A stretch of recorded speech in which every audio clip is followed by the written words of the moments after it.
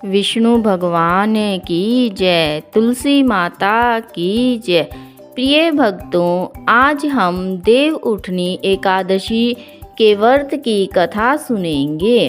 पहले हम ये जान लेते हैं कि ये एकादशी कब है और इसमें कैसे पूजा करनी चाहिए और ये क्यों मनाई जाती है। पूरे साल भर में जितनी भी एकादशी आती है वैसे तो सभी महत्वपूर्ण हैं, लेकिन ये एकादशी सबसे ज़्यादा महत्वपूर्ण होती है। तो जानते हैं कि एकादशी कब है। पंचांग के अनुसार कार्तिक माह के शुक्ल पक्ष की एकादशी तिथि 22 नवंबर को देर रात 11:03 से शुरू होगी और अगले दिन यानी 23 नवंबर को 9:01 पर समाप्त होगी। इसी समय से द्वादशी तिथि शुरू होगी। इसके लिए देव उठनी एकादशी 23 नवंबर को मनाई जाएगी। हम जानते हैं कि देव उठनी एकादशी में पूजा कैसे करें। इस साल देव उठनी एकादशी का पर्व 23 नवंबर को मनाया जा रहा है। देव उठनी एकादशी को देव प्रबोधनी एकादशी या देव उत्थान एकादशी के नाम से भी जाना जाता है। इस दिन जगत के पालनहार श्री विष्णु अपनी 4 महीने की योग निद्रा से जागते हैं, इसलिए इस दिन इनकी विशेष पूजा की जाती है। लोग जानना चाहते हैं कि पूजा कैसे करें। सुबह जल्दी उठकर स्नान आदि से निर्वृत्त हो जाएं। घर के मंदिर में दीप प्रज्वलित करें। भगवान विष्णु का गंगा जल से अभिषेक करें। भगवान विष्णु को पुष्प और तुलसी दल अर्पित करें। अगर संभव हो तो इस दिन व्रत भी रखें। देव उठनी एकादशी के दिन तुलसी विवाह भी किया जाता है। बोलो विष्णु भगवान की जय। आइए अब हम देव उठनी एकादशी की कथा सुनते हैं। एक राजा के राज्य में सभी लोग एकादशी का व्रत रखते थे। प्रजा तथा नौकर चाकरों से लेकर पशुओं तक को एकादशी के दिन अन्न नहीं दिया जाता था। एक दिन किसी दूसरे राज्य का व्यक्ति राजा के पास आकर बोला, महाराज कृपा करके मुझे नौकरी पर रख लें। तब राजा ने उसके सामने एक शर्त रखी कि ठीक है रख लेते हैं, किंतु रोज तो तुम्हें खाने को सब कुछ मिलेगा पर एकादशी को अन्न नहीं मिलेगा। उस व्यक्ति ने उस समय हाँ कर ली, पर एकादशी के दिन जब उसे फलाहार का सामान दिया गया तो वह राजा के सामने जाकर गिड़गिड़ाने लगा, महाराज इससे मेरा पेट नहीं भरेगा, मैं भूखा ही मर जाऊंगा, मुझे अन्न दे दो। राजा ने उसे शर्त की बात याद दिलाई, पर वह अन्न छोड़ने को राजी नहीं हुआ। तब राजा ने उसे आटा, दाल, चावल आदि दिए। वह नित्य की तरह नदी पर पहुंचा और स्नान कर भोजन पकाने लगा। जब भोजन बन गया तो वह भगवान को बुलाने लगा, आओ भगवान भोजन तैयार है। उसके बुलाने पर पीताम्बर धारण किए भगवान चतुर्भुज रूप में आ पहुँचे तथा प्रेम के साथ भोजन करने लगे। भोजन आदि करके भगवान अंतर्ध्यान हो गए। वह अपने काम पर चला गया। 15 दिन बाद अगली एकादशी को वह राजा से कहने लगा, महाराज मुझे दुगना सामान दीजिए, उस दिन तो मैं भूखा ही रह गया। राजा ने कारण पूछा तो उसने बताया कि हमारे साथ भगवान भी खाते हैं, इसलिए हम दोनों के लिए ये सामान पूरा नहीं होता। यह सुनकर राजा को बड़ा आश्चर्य हुआ। वह बोला, मैं नहीं मान सकता कि भगवान तुम्हारे साथ खाते हैं। मैं तो इतना व्रत रखता हूँ, पूजा करता हूँ, पर भगवान ने मुझे कभी दर्शन नहीं दिए। राजा की बात सुनकर वह बोला, महाराज यदि विश्वास न हो तो साथ चलकर देख लें। राजा एक पेड़ के पीछे छिपकर बैठ गया। उस व्यक्ति ने भोजन बनाया, भगवान को शाम तक पुकारता रहा, परंतु भगवान न आए।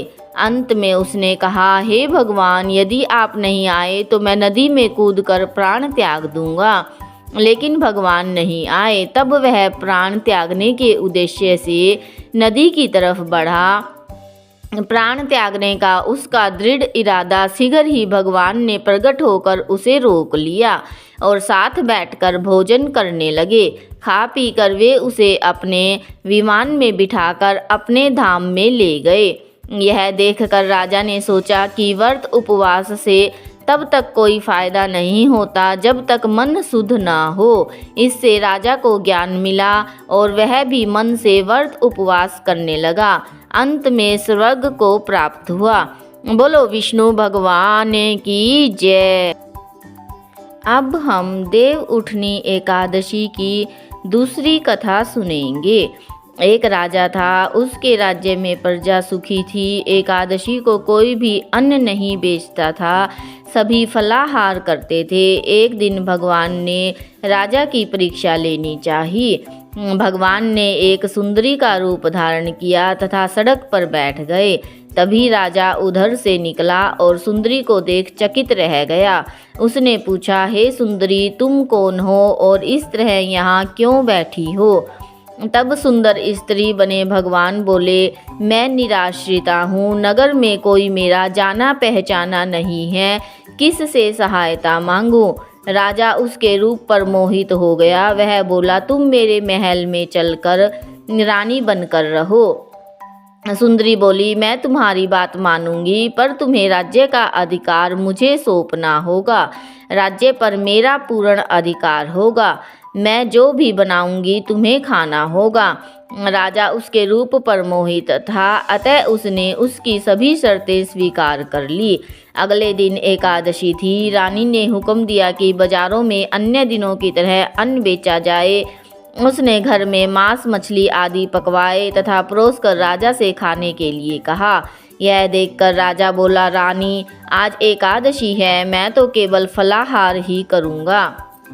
तब रानी ने शर्त याद दिलाई और बोली, या तो खाना खाओ, नहीं तो मैं बड़े राजकुमार का सिर काट लूँगी। राजा ने अपनी स्थिति बड़ी रानी से कही तो बड़ी रानी बोली, महाराज, धर्म न छोड़े, बड़े राजकुमार का सिर दे दे। पुत्र तो फिर मिल जाएगा, पर धर्म नहीं मिलेगा। इसी दौरान बड़ा राजकुमार खेल कर आ गया। माँ की आंखों में आंसू देखकर वह रोने का कारण पूछने लगा, तो माँ ने उसे सारी वस्तु स्थिति बता दी। वह बोला, मैं सिर देने के लिए तैयार हूँ, पिताजी के धर्म की रक्षा होगी, जरूर होगी। राजा दुखी मन से राजकुमार का सिर देने को तैयार हुआ तो रानी के रूप से भगवान विष्णु ने प्रकट होकर असली बात बताई। राजन, तुम इस कठिन परीक्षा में पास हुए। भगवान ने प्रसन्न मन से राजा से वर मांगने को कहा तो राजा बोला, आपका दिया सब कुछ है, हमारा उद्धार करे। उसी समय वहाँ एक विमान उतरा। राजा ने अपना राज्य पुत्र को सौंप दिया और विमान में बैठकर परम धाम को चला गया। देव उठनी एकादशी की बोलो विष्णु भगवान की जय।